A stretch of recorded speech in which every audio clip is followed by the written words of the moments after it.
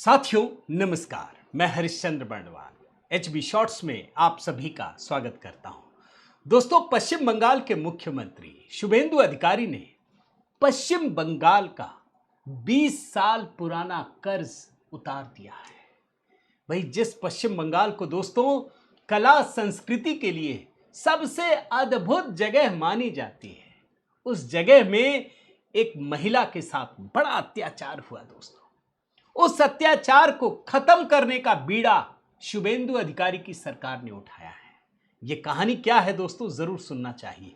आप यह समझ लीजिए इस कहानी में कि जो काम बांग्लादेश ने किया, वहां के कट्टरपंथियों ने किया, वही काम पश्चिम बंगाल में लेफ्ट की सरकार और ममता बनर्जी की सरकार ने किया। यह कहानी है दोस्तों तस्लीमा नसरीन की। पहले इस हेडलाइन को पढ़िए, क्या लिखा हुआ है। बांग्लादेश से निर्वासित बंगाल ने भी निकाला था, अब 20 साल बाद कोलकाता में कदम रखेंगी लेखिका तस्लीमा नसरीन। तस्लीमा नसरीन किसी परिचय की मोहताज नहीं है दोस्तों, बांग्लादेश की मशहूर लेखिका है। इनकी लेखनी में धार है, कट्टरपंथियों को बचता नहीं है। ये कोलकाता में रहती थी क्योंकि बांग्लादेश से निर्वासित हो चुकी है, और कोलकाता में रहने के बाद ऐसा हुआ कि फिर ये कोलकाता कभी लौट नहीं पाई। 20 साल के बाद, बांग्लादेश के बाद ये कोलकाता को अपना घर समझती हैं, क्योंकि दोनों जगह की संस्कृति एक जैसी लगती है, भाषा एक जैसी लगती है। 20 साल के बाद लौट रही हैं। लेफ्ट की सरकार ने लौटने नहीं दिया। ममता बनर्जी को तो छोड़ ही दीजिए, वो तुष्टीकरण में कहां चली गई थी। ये शुभेंदु अधिकारी ने अपना दमखम दिखाया है दोस्तों। ये क्यों आ रही है, जरा सुनिए। 1 अगस्त को रविंद्र सदन में एक साहित्यिक कार्यक्रम है जिसमें वो शामिल होंगी। आयोजकों ने बताया कि तस्लीमा नसरीन 31 जुलाई को पहुंचेंगी और मुख्यमंत्री शुभेंदु अधिकारी उनके सम्मान में एक कार्यक्रम आयोजित कर सकते हैं। अब कोलकाता वापसी पर तस्लीमा नसरीन क्या कहती हैं वो मैं आपको बताता हूं। ये फिलहाल दिल्ली में रहती है। 2007 में तस्लीमा नसरीन के खिलाफ भयानक हिंसा का दौर चला था। तांडव हिंसा प्रदर्शन, उसके बाद ये छोड़कर दिल्ली आ गई थी। वो बातचीत करते हुए मीडिया से कहती हैं, 3 संगठन मेरे सम्मान में एक कार्यक्रम आयोजित कर रहे हैं, इसलिए मैं उस शहर में लौट रही हूं जो नवंबर 2007 में वहां से निकाले जाने तक सालों तक मेरा घर रहा था। मैं बहुत खुश हूं। आखिरकार मैं कोलकाता वापस जा रही हूं।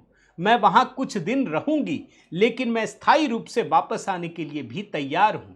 मैं सांस्कृतिक कार्यक्रमों और साहित्य उत्सवों में भाग लेने के लिए उत्सुक हूं, क्योंकि कोलकाता सांस्कृतिक राजधानी बना हुआ है।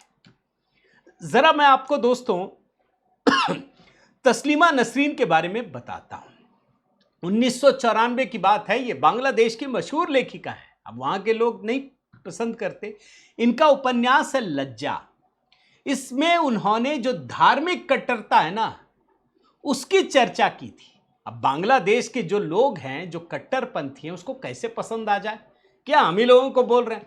इनके खिलाफ इतने फतवे जारी हुए, इतना डर भय पैदा किया गया कि इनको देश छोड़कर भागना पड़ा। अब ये बंगाली थी तो कोलकाता आ गई। इनको लगा यार ये भी अपना घर ही है। यहां भी वही हुआ। इनकी किताब द्विखंडिता, इसको लेकर विवाद हुआ दोस्तों। 2003 में तत्कालीन मुख्यमंत्री बुद्धदेव भट्टाचार्य की सरकार ने, लेफ्ट की सरकार की बात कह रहा हूं, जो धर्म को जहर की पुड़िया बताते, वो भी बुद्धदेव ने इस पुस्तक पर प्रतिबंध लगा दिया, द्विखंडिता पर। फिर यह हाईकोर्ट जाती है तस्लीमा नसरीन, और 2005 में यह पाबंदी हाईकोर्ट हटा देती है। लेकिन जो वहां पे बोलते हैं ना कि जो मुस्लिम संगठन है, वो एकदम से भड़कते हैं, भड़काते हैं, हिंसा करते हैं। हिंसा, आगजनी, सड़क जाम की कई घटनाएं होती हैं। यहां तक कि लेफ्ट की सरकार को कानून व्यवस्था बिगड़ने पर सेना तक बुलानी पड़ी। और इसके बाद तस्लीमा नसरीन को पहले एक सुरक्षित स्थान में भेजा गया, फिर 21 नवंबर 2007 को उनको कोलकाता से जयपुर और बाद में दिल्ली भेज दिया गया, और फिर सरकार ने कट्टरपंथियों के आगे सरेंडर कर दिया। बोला हम नहीं बुला सकते। सोचिए, ये भारत की कहानी बता रहा हूं।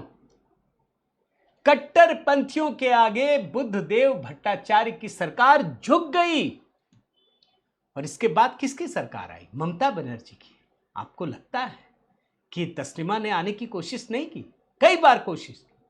ममता बनर्जी की सरकार कट्टरपंथियों के आगे घुटने टेक करके बैठी हुई थी, कभी भी आने की इजाजत नहीं थी। आप देखिए अभी शुभेंदु अधिकारी की सरकार को आए हुए कितना समय हुआ है? अरे भाई 2 ही महीने हुए हैं, क्या क्या कर दिया।